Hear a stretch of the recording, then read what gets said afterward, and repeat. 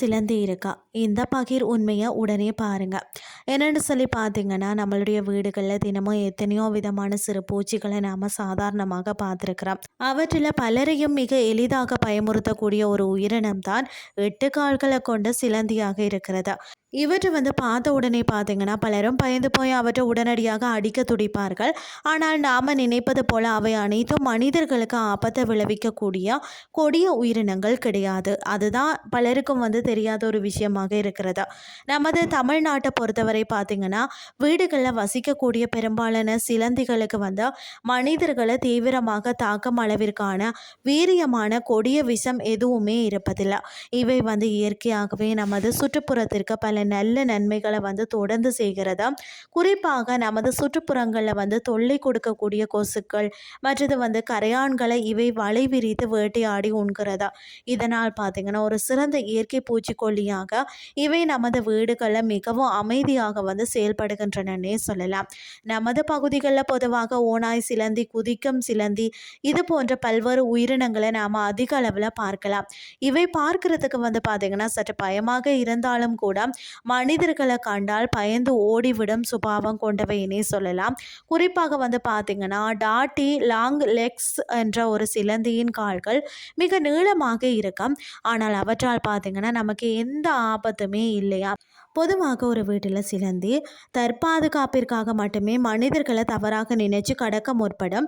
நாம் அதனை தவறுதலாக மிதிக்கும் போது தான் அல்லது நசுக்கும் போது தான் அதனிடமிருந்து இத்தகைய சிறிய தற்காப்பு தாக்குதல் நடக்கும்.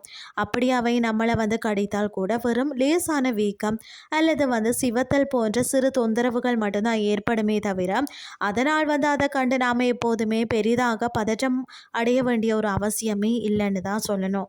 அதே சமயம் பார்த்தீங்கன்னா, சிலருக்கு ஒவ்வாமை எனப்படும் அலர்ஜி பாதிப்புகள் இருந்தால் மிகவும் கவனமாக இருப்பது அவசியமாகும். கடித்த இடத்துல தாங்க முடியாத கடுமையான வீக்கம் அல்லது பார்த்தீங்கன்னா மூச்சு திணறல் மற்றது வாந்தி போன்ற ஆபத்தான அறிகுறிகள் தென்பட்டால் உடனடியாக மருத்துவரை அணுகி ஆலோசனை பெறுவது நல்லது. மேலும் அந்த இடத்தை கூர்மையான நகங்களால் ஆழமாக கீறினால் பார்த்தீங்கன்னா தேவையற்ற பாக்டீரியா தொற்றுகள் உடலில் மிக எளிதாக பரவி விடக்கூடும் என்பது தான் உண்மையாகும். சிலர் சிறிய பூச்சிகளை கண்டாலே பயந்து போய் அவற்றை தேவையில்லாமல் கொன்று விடுறாங்க. ஆனால் சுற்றுச்சூழலை சமநிலையில் பேணுவதற்கு இவை மிக முக்கியமான பங்களிப்பை தருகிறது என்பதா பலரும் புரிந்து கொள்வதில்லை. நாம் வீட்டை சுத்தமாக வைத்திருந்தால் இந்த உயிரினங்கள் நம்மளை தேடி உள்ளே வருவதற்கான வாய்ப்புகள் வெகுவாக குறையும். எனவே அவற்றின் இயற்கையான வாழ்விடத்தை அழிக்காமல் இருப்பது நம்மளுடைய ஒட்டுமொத்த சூழலுக்கும் எப்போதுமே மிகவும் நல்லது அப்படின்னு தான் சொல்லலாம். சிலந்திகளை தவிர்க்க வீட்டின் மூளைகளை தூசியெல்லாம் சுத்தமாக நீங்கள் பராமரித்து வச்சிங்கன்னா சிலந்தி வாரத்தை தடுக்கலாம். அது மட்டும் இல்லாமல் பார்த்தீங்கன்னு சொன்னால் வேப்ப எண்ணெய் அல்லது புதினா போன்ற இயற்கை எண்ணெய்களை சிறிதளவு தண்ணீரில் கலந்து தெளிப்பதன் மூலம் கூட இவை வருவதை எளிதில் தடுத்து விடலாம். இந்த எளிய முறைகளை பின்பற்றினால் உங்களுக்கு எந்தவித பாதிப்புகளும் இல்லாமல் வீட்டை மிக அழகாகவும் பாதுகாப்பாகவும் உங்களால் தொடர்ந்து வைத்து கொள்ள முடியும். ஒரு சாதாரண வீட்டு சிலந்தி நமக்கு எந்த வகையிலும் ஆபத்தை ஏற்படுத்துவது இல்லை. எனவே இனிமேல் இந்த பூஜைகளை கண்டால் வீணாக பயப்படாமல் அவை இயற்கையின் ஒரு சிறிய அங்கம் என்பதை நாம் முழுமையாக புரிஞ்சு கொள்ள வேண்டும். இன்றைய கிறிஸ்டி உங்களுக்கு பிரயோசனமாக அமைஞ்சிருக்கும்னு சொல்லி நான் நம்புகிறேன். இதே மாதிரி மற்றும் ஒரு கிறிஸ்டின் வேலைக்கு உங்களை சந்திக்கிறேன். நன்றி.